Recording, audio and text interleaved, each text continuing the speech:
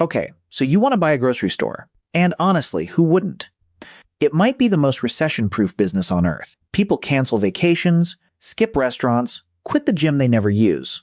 But nobody stops eating. Everyone in your town buys food. Every week. Forever. You are standing in the one river of money that never dries up. And the numbers look enormous. Grocery stores in the United States ring up about $1 trillion a year. The average supermarket does around $700,000 in sales every week. That is roughly $37 million a year, flowing through one building, past one set of registers. It sounds less like a store and more like a machine that turns a town into cash. So what is the trap? This.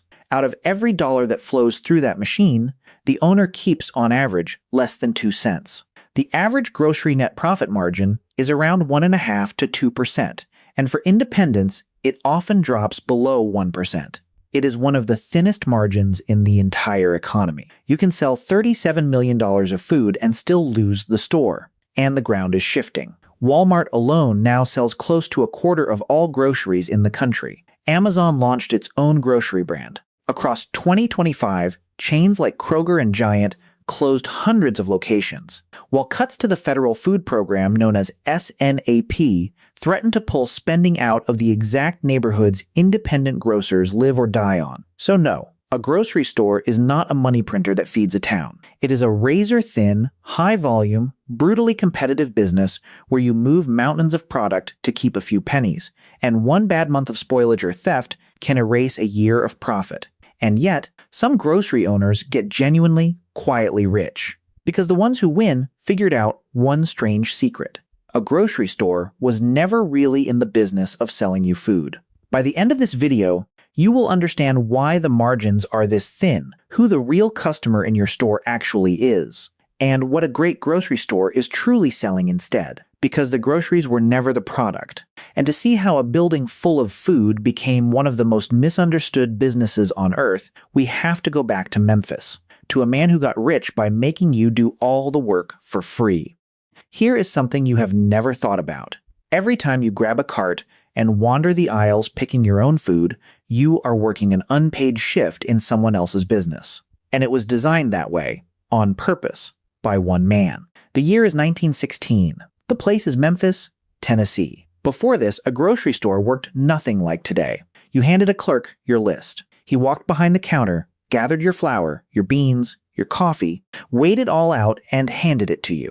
You never touched the shelves. You saw only what you asked for. Then a man named Clarence Saunders opened a store with a strange name, Piggly Wiggly, and he did something nobody had ever done. He tore down the counter. He put every product out in the open and forced each customer through a single entrance, down a fixed path that snaked past every item in the store before reaching the checkout at the end. He called it self-service, and he patented it. He literally owned a patent on making the customer walk the maze and do the picking themselves. Think about what he actually invented. He did two things at once. He fired half his staff, because now you gathered the groceries for free. And he guaranteed that before you reached the one thing you came for, you walked past hundreds of things you did not. He did not invent a more convenient store. He invented the impulse purchase. He turned the floor plan into a salesman that never sleeps and works on everyone who walks in. The modern grocery store was not born to sell food efficiently. It was born to expose you to as much product as possible on your way to the milk. That was the idea from day one, and here is the twist that should stop you cold. Clarence Saunders, the man who invented the machine that prints grocery money, went broke. He lost a brutal battle on Wall Street, lost his fortune, and lost control of Piggly Wiggly itself. The inventor of the most copied store layout in history could not survive the economics he created. That is your first warning. This business is so thin it bankrupted the genius who built it. So before you fall in love with the trillion-dollar river, you need to understand what you are actually buying. And it is not what you think. Let us talk about the number that scares away everyone who understands it. When you buy a can of beans from a supplier and sell it on your shelf, the gap between those two prices is tiny. Groceries are a low-margin, high-volume business, and close to the thinnest of any legal business you could walk into. Here are the real figures. The average net profit margin for food retailers in 2025 is around 1.5% to 2%. The Food Industry Association puts it near 2.1% and notes it recently fell to about 1.6%, one of the lowest levels in years. The very best run stores in the country claw up to maybe 2.5%. Independent grocers frequently run below 1%. Make that concrete. A customer checks out with $100 of groceries. After you pay for the product, the staff, the rent, the power to run the coolers, the insurance, and the losses, you keep somewhere between $1 and $2. That is it. Compare that to almost anything else. A bar keeps around 80 cents on a dollar of drinks. A grocery store keeps under 2. On margins that thin, you cannot win by charging more. You can only win on volume. Enormous, relentless, mountain-moving volume. That is why the average supermarket runs about 42,000 square feet and carries over 33,000 different items. The model only works if a whole town pours through it, over and over, every week. And that thinness creates a terrifying pressure. When you keep only a penny or two on the dollar, every leak becomes a catastrophe. A little too much spoilage, a little too much theft. One competitor opening down the road and taking 10% of your traffic. Any one of them can push a barely profitable store straight into the red. So if the margins are this brutal, what exactly are you paying all that money to buy? The answer is heavier and colder than you would guess. When you buy a grocery store, you are not buying a store. You are buying a giant, refrigerated, perishable warehouse that starts losing money the moment you unlock the door. Start with the cost of getting in. A tiny corner store might open for $25,000 to $50,000. A full-size supermarket is a different universe, running into the millions, with one well-known franchise reporting the average grocery investment lands around $5.5 million. And most of that money is not food. It is cold steel. A single walk-in cooler can run $8,000 to $30,000. A walk-in freezer, another $8,000 to $25,000. The open refrigerated cases lining your dairy and meat aisles can cost $15,000 to $50,000 each. Add shelving for the whole store, a multi-lane checkout system, carts, scales, and security, and your equipment bill alone can pass $150,000 before you stock a single shelf. Then comes the inventory. And here is what makes grocery uniquely cruel. A lot of it is trying to die. A clothing store can hold a shirt for a year. You are holding milk, meat, bananas, and bread, all racing a clock. Every item in your fresh section is a tiny hourglass.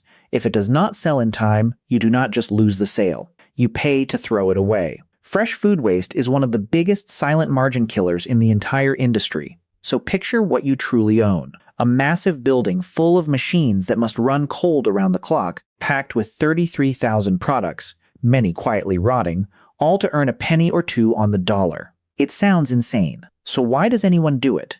Because there is a second, hidden business running inside that building, and almost no shopper has ever noticed it. Here is the secret that flips this business on its head. In a grocery store, you are not really the customer. You are the product. And the real customers never push a cart. It is called a slotting fee. When a food company wants to put a new product on your shelf, in most large chains, they cannot just show up with it.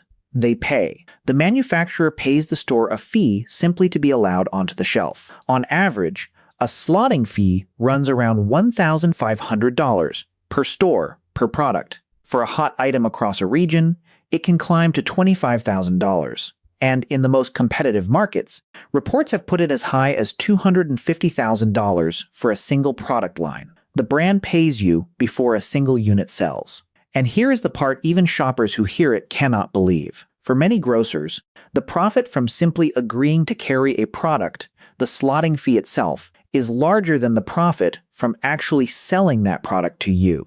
The store often makes more money renting the shelf than selling the food on it. Now, be fair, this is not universal. The biggest players, like Walmart, Costco, and Whole Foods, largely do not charge slotting fees. Instead, they squeeze suppliers hard on the wholesale price or simply build their own brands. But for most traditional and regional grocers, the shelf itself is quietly the product, which means a grocery store is not really a food retailer. It is a landlord. Its most valuable asset is not the food. It is the real estate, the shelf space, especially the shelves at eye level and the displays on the end of each aisle, which brands pay $350 to $500 each to control. Every inch is prime property, rented to the highest bidder. And you, walking the aisles, are not the one being sold to. You are the foot traffic the store rents out. Your attention, your eyes passing a shelf, is what is being bought and sold above your head. The brands are the real customers. You are the audience they pay to reach, which raises a chilling question. If your attention is the product, then the layout of the store is not there to help you. It is there to control you. And once you see how, you will never shop the same way again. Remember Clarence Saunders and his patented maze. Everything he started in 1916 has been refined for 100 years into a quiet science of moving your body and opening your wallet. Start with the most famous example, the milk. The single most common item on almost every grocery list is placed as far from the door as physically possible, usually the back corner. Now, be fair, there is a real logistical reason too. Milk is heavy and needs refrigeration near the loading dock, so part of this is simple cold chain practicality, not pure conspiracy. But the effect is undeniable, and layout designers know it. It forces the person who ran in for 1 gallon of milk to walk the length of the store and back, past thousands of products, twice. Retail experts have a name for this, the planned detour, and a name for its goal, building the basket, then look at the front of the store. That is where the loss leaders live, the deal so good the store makes almost nothing, or even loses money on them. A rock-bottom price on eggs, or a rotisserie chicken. Why would a razor-thin business sell at a loss? Because it is bait. It gets you in the door, and bets, correctly, that once you are in the maze, you fill the rest of the cart with higher margin items. And the manipulation goes deeper than the map. The most profitable products, and the brands that paid the most, sit at adult eye level, because that is where your gaze lands first. Cheaper options sit down low or up high, where you have to hunt. The longer you stay, the more you spend. So everything, from the wide, unhurried aisles to the soft background music, is tuned to slow you down. The average shopper spends over 23 minutes inside on a normal trip. That is not an accident. That is the design working. Every corner is a lever, all pulling on you at once, so gently you never feel it. And yet, with all this machinery, the business is still barely profitable, because a force on the other side of the ledger is quietly eating those hard-won pennies alive. Let us be honest about how a grocery store actually dies. It rarely dies from a lack of customers. It dies from the math. Start with a killer called shrink. Everything that vanishes between the delivery truck and the register. Shoplifting, employee theft, damage, expired product, simple errors.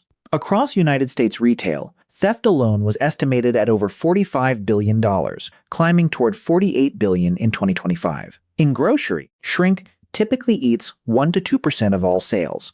Now hold that next to what you know. The store's entire net margin is only about 1.5 to 2%, which means shrink, by itself, can be as large as the store's total profit. Every item that walks out unpaid is not coming from some fat cushion. It comes straight out of the pennies you were going to keep. A shoplifter is not stealing product. They are stealing your profit, directly stacker the rest on top. Labor, rent, and energy all rising. And then the giants. When Walmart controls roughly a quarter of all groceries, and Amazon, Kroger, Costco, and Aldi fight over the rest, a small store on sub 1% margins is in a price war it can rarely win. That is why chains closed hundreds of locations in 2025, and independents warned that even small cuts to customer spending could push them under. And when a grocery store dies, something worse than a business closes. A neighborhood can become a food desert, where the nearest fresh food is miles away, out of reach for anyone without a car. People do not just lose a shop. They lose the ability to easily feed themselves, which is the contradiction at the heart of this industry. It is one of the least profitable, most punishing businesses you can run, and one of the most essential things a community can have. So what makes a great one worth so much more than its cans and coolers? Here is the truth underneath everything. A great grocery store is not selling food. It is selling certainty. Think about what a full, well-stocked store actually promises. You walk in, and there is abundance. Shelves that are never empty. The exact bread you like in the exact spot every time. In a world that feels uncertain and expensive, the store is a quiet daily promise that you and your family will not go without. That there will be dinner tonight. It sells the feeling of a full pantry, which is really the feeling of safety. And that safety runs on something no competitor can copy. habit. Most people shop the same store, on the same days, twice a week, for years. They know the aisles by heart. It becomes part of their routine, woven so deep they stop seeing it. That boring, unshakable loyalty is the most valuable asset a grocery store owns. You are not buying a week of sales. You are buying a permanent place in the rhythm of a town's life, and the smartest players turn that trust into an empire. Look at the store brand, the private label. Kirkland at Costco, Great Value at Walmart, the Aldi brands. What used to be the cheap knockoff is now, for many shoppers, the first choice. In 2025, private label sales hit a record of around $283 billion, now more than one of every $5, and nearly one of every 4 products sold. See the end game. When the store's own brand becomes the thing you trust most, the store stops being a landlord renting shelves to others. It becomes the brand. It captures the trust, the loyalty, and the margin all at once. The final form of a grocery store is not a place that sells food. It is a name you trust to feed your family. That is the same secret hiding in every business in this series. The mall was never selling stores. It was selling the crowd. The pub was never selling drinks. It was selling belonging. The grocery store is not selling groceries. It is selling the quiet daily certainty that you will be fed at a scale so vast that keeping even 2 pennies on the dollar can build a fortune. You would not be buying a store full of food. You would be buying a place in the most basic human ritual there is, the gathering of the food that keeps a family alive. So, knowing all of it, should you actually do it? Be honest about what this is not. It is not a high-margin business. It is not easy money. It is one of the thinnest margin, highest volume, most operationally brutal businesses on earth, where you can do everything right and still get crushed by a bigger store's prices, a wave of theft, or a truck of spoiled produce. If you want fat margins, this is the wrong room. But here is who actually wins, because there are 3, and none of them is simply the person who owns one store and hopes. The first winner is the landlord, not the grocer, but whoever owns the building the store sits in and the shelf space inside it. Groceries anchor shopping centers and pull steady traffic, which is why grocery-anchored real estate is prized by investors. The people renting the land and the shelves often earn more reliably than the people running the registers.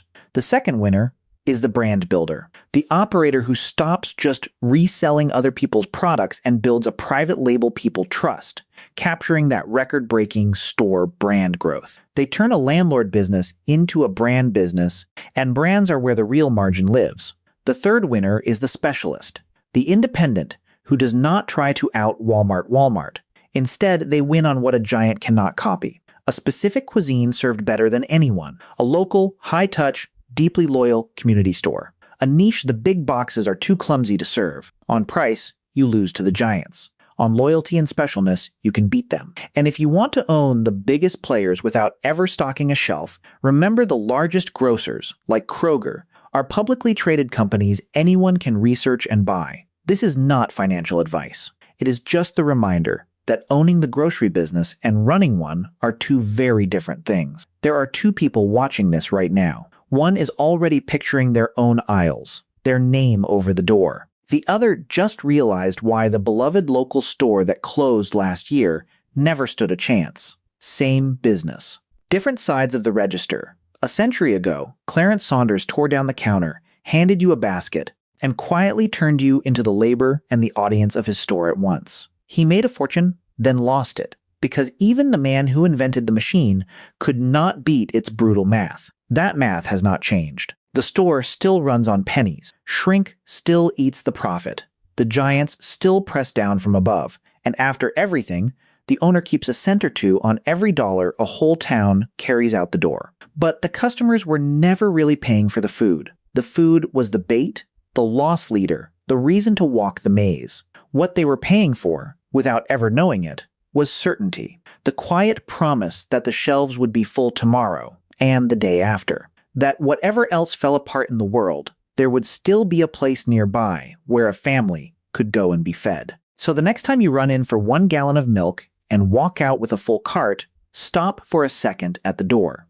You just walk through a machine designed a century ago to do exactly that.